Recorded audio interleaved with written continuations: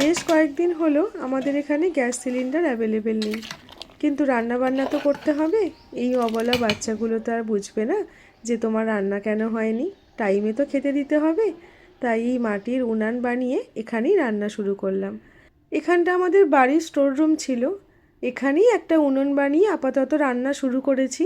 দেখা যাক, যদি এইরকম গ্যাসের ক্রাইসিস চলতে থাকে তাহলে একটা ভালো সেট আপ বানাতে হবে। এখানে আমি রান্না করছি আর আমাদের চিকু এসে এখানে শুয়ে পড়েছে, কিছুতেই এখান থেকে উঠবে না। এত বলছি যে আগুনের তাপ লাগছে, উঠে পড়, কে কার কথা শোনে। ওকে এখন আদর করতে হবে। দেখো কিরকম আদর খাচ্ছে, উঠবে না। লেজটা পুড়ে যাবে, উঠে পড়, লেজটা পুড়ে যাবে তো, গরম তাপ লাগছে। চলো উঠে পড়ো, তুমি খুব নোংরামি করছো মা, যাও উঠে পড়ো যাও।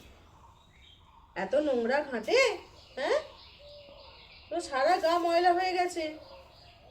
যাও উঠে পড়ো, চলো উঠে পড়ো, উঠে পড়ো, চলো চলো উঠে পড়ো। হুম,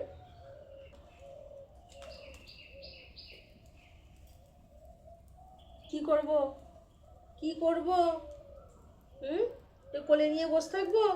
চ ওঠ।